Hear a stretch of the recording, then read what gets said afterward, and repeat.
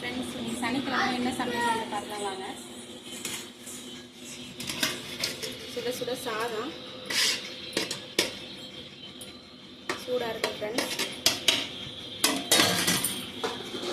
அப்புறம் தட்டைப்பயிறு, கத்திரிக்காய் எல்லாம் போட்டு கார குழம்புங்க, நல்லாயிருக்கும்.